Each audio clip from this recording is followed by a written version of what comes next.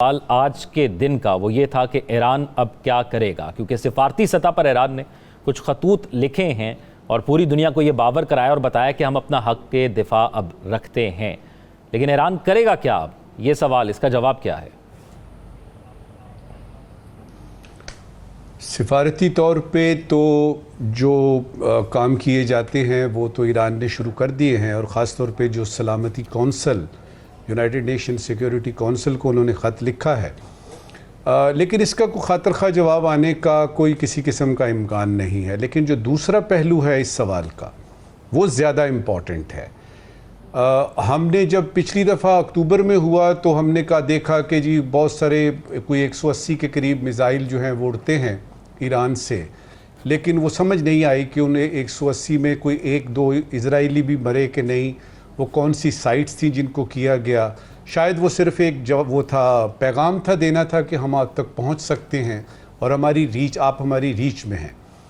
अब जबकि ये एक बहुत बड़ा वाक़या पेश आया है जिसका ज़िक्र आपने किया है, इसका जवाब जो है वो अगर ईरान अब भी नहीं देता और अब भी वो ये कहता है कि जी हम देखेंगे और ये कर देंगे और वो कर देंगे, और जिस तरह के यानी ख़ामेनी साहब का बयान आया है कि बड़ा बिटर और खट्टा जवाब देंगे, मजबूत जवाब देंगे। उधर के सदर ने ये कहा है कि जी ये जो अहमकाना हमला किया है इसका हम जो है वो ताकतवर जवाब देंगे। भाई कब देंगे? सवाल ये है कि अगर आप में इतनी हिम्मत है, अगर आप में इतनी ताकत है, टेक्नोलॉजी अगर आपके पास है, अस्करी तौर पे आप मजबूत हैं, तो अब जबकि आपके जो सिपा सालार हैं वो भी हो गए, आपके जो हैं वो पासदारान के जो सरबराह हैं वो भी आप यानी जान से जाते रहे, आपके साइंटिस्ट जान से जाते रहे, कुछ 6-7 की तो खबर आई है। और इस तरह की जो स्ट्राइक्स हैं बिल्कुल टारगेटेड और वो सही तरीके से, और आपकी कुछ न्यूक्लियर साइट्स पे भी हमला हो गया। फिर ये है कि आपके 4-5 शहरों में यानी बैक वक्त हमले हो रहे हैं, आप कब जवाब देंगे? और जहाँ तक ये बयानबाजियाँ हैं, ये तो चाहे वो डोनाल्ड ट्रंप साहब कर रहे हैं, चाहे नेतन्याहू साहब कर रहे हैं, चाहे ईरान से आ रहे हैं, इनकी तरफ ध्यान हमें इसलिए नहीं देना चाहिए कि ये कहना कि ये कर देंगे, ये हो जाएगा, और जिस तरह ट्रंप साहब कह रहे हैं कि जी ईरान को सुधर जाना चाहिए था, अब उसको जो है उसकी ईरानियन एम्पायर ख़त्म कर देंगे, ये कर देंगे, वो कर देंगे। तो ये तो हम खबरें, ये बयानात, ये सारे स्टेटमेंट्स हम सुनते आ रहे हैं। ग्राउंड पे क्या हो रहा है? ग्राउंड पे ये हो रहा है कि ये जो यानी आपके सामने चली हैं, रीलें चली हैं उन लोगों की और उन यानी टारगेट्स की, वो हमें नज़र आ रही हैं। और वो ईरान ने भी मान लिया है कि हाँ वाकई ये यहाँ ये टारगेट्स हुए हैं। ईरान की तरफ से कब आएगा वो जवाब जो कि पिछली दफ़ा भी नहीं आया, अभी भी नहीं आ रहा? ख़त सलामती कौंसिल को लिख दिया और दोस्त ममालिक को कर दिया।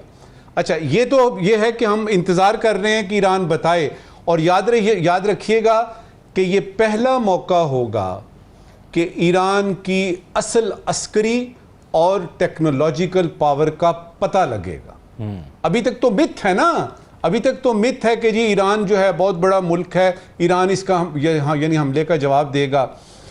उसका नजमुल साकिब साहब, ये जो तकरीर थी ना नेतन्याहू की, जो उन्होंने हमले के बाद की, उसमें ये तमाम मिथ्स का एतराफ़ भी उन्होंने किया कि ईरान के पास ये कुछ है, वो इतने मिसाइल भी तैयार करने वाला है और वो 9 एटमी बम भी बनाने वाला है, जिसकी वजह से, जिसकी बुनियाद पर उन्होंने हमला किया कि उनको ख़तरा महसूस हुआ ईरान से। देखिए वो जो ईरान का था ना, 3-4 चीज़ें जो पिछले दिनों में हुई हैं, वो महज इत्तेफाक नहीं है। ये महज इत्तेफाक नहीं है कि IAEA जो है वो कहता है कि जी ईरान का जो यानी न्यूक्लियर सिस्टम है उसने कोई वायलेशन की है वगैरह वगैरह। ये कल की खबर है, कल उन्होंने कहते हैं वो। ये कोई यानी एकदम से नहीं हो गया कि अचानक पता लग गया जी ईरान जो है वो अगले चंद दिनों में या हफ्तों में वो करने वाला है। ये पूरी ग्राउंड बनाई गई ताकि ये हमला जब होता है तो रेज़ा डेथ पता लगे कि भाई ये वजह थी जिसकी वजह से कि ये किया जा रहा है।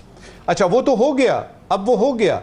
दुनिया की तरफ से जो आया वो सिर्फ बयानात आ रहे हैं, और मैं इन सबको जब पढ़ता हूँ जो बयानात आ रहे हैं, हत्ता कि टर्की से भी जो बयान आया है तैयब अर्दोगान का, उसने कहा है ग्लोबल कम्युनिटी को चाहिए कि ये जो रोग नेशन है, ये इजराइल, इसको जो है वो यानी चुप कराए या इसको बाज कराए।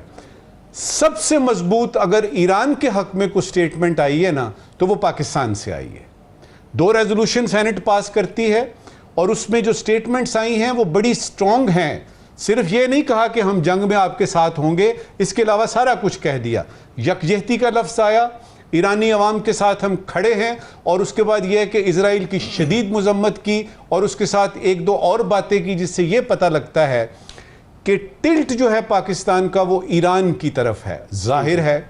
अब यह है कि क्या पाकिस्तान ईरान का साथ देगा मिलिटरीली या अस्करी तौर पे, उसके लिए आपको देखना पड़ेगा कि ईरान ने जो हालिया पाकिस्तान और इसका हुआ है, हिंदुस्तान का जो हुआ है हिसाब किताब, जो बुनियानुल मरसूस या ऑपरेशन सिंदूर, उसमें ईरान का क्या रद्द अमल था? नहीं, उसमें तो एक बात ये भी तो है ना नजमुल साकिब साहब, हमें उनकी ज़रूरत भी नहीं थी। ठीक है नजमुल साकिब साहब, ये ख्वाहिश बहुत अरसे से तमाम इस्लामी ममालिक में से कहीं ना कहीं आवाज़ ज़रूर उठती रही है कि हमारा एक अलाइंस होना चाहिए। कभी बात की एक करेंसी होनी चाहिए, इस अलाइंस से हमें जो कल्चरल अलाइंस जिस तरह लाल साहब ने जिक्र किया, इसका फ़ायदा भी होगा।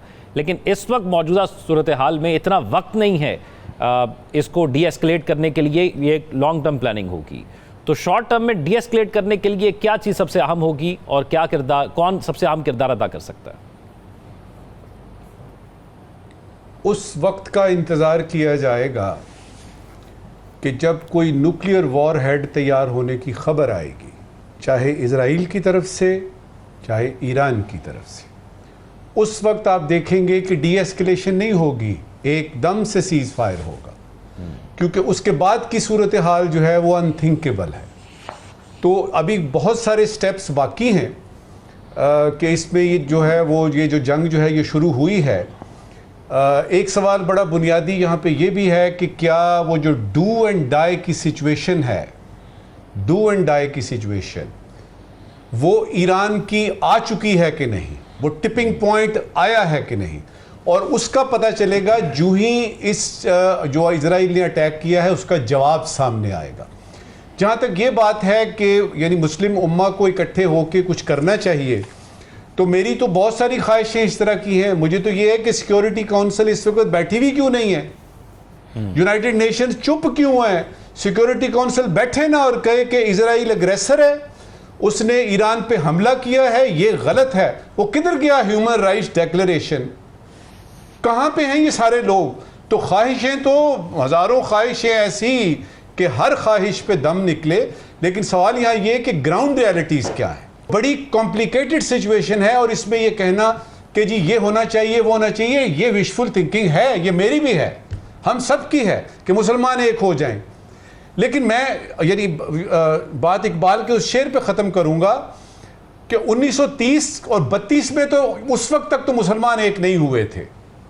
एक हो मुस्लिम हरम की पासबानी के लिए, नील के साहिल से लेकर ताब खाके काशगर, ये इकबाल ने दुआ की थी, ये इकबाल ने दुआ की थी। मुझे बता दीजिएगा कि किस वक्त, हाँ 1967 की वो यानी वॉर, वो जो रमदान वॉर थी, उसमें अपने अपने नेशनल इंटरेस्ट को बचाने के लिए मुस्लिम ममालिक एक हुए थे। इस वक्त की सूरत हाल ये है कि मुसलमान, मिसाल के तौर पे यूएई की फॉरेन पॉलिसी इस वक्त देख लीजिए, सऊदी अरेबिया की पॉलिसी देख लीजिए कि जिसमें महाभारत जो है वो अरबी में ट्रांसलेट करके तो बात की जा रही है। तो कहाँ गया मुसलमान, कहाँ गया इस्लाम? यानी उसमें आप देखिए शाहरुख खान उनका हीरो है, सिनेमा हॉल चालू हैं, ख़वातीन को इजाज़त मिल गई है कि वो ड्राइविंग कर सकती हैं, बहुत बड़े बड़े चेंजेस आए हैं। अब इन चेंजेस को समझना है और फिर ये देखना है कि ईरान हो या पाकिस्तान हो, हमने अपनी फॉरेन पॉलिसी को किस तरीके से चलाना है। और जहाँ तक इस वक्त की आखिरी बात, ईरान हमारा दोस्त था, ईरान हमारा दोस्त है, हम ईरान के साथ दोस्ती निभाएंगे।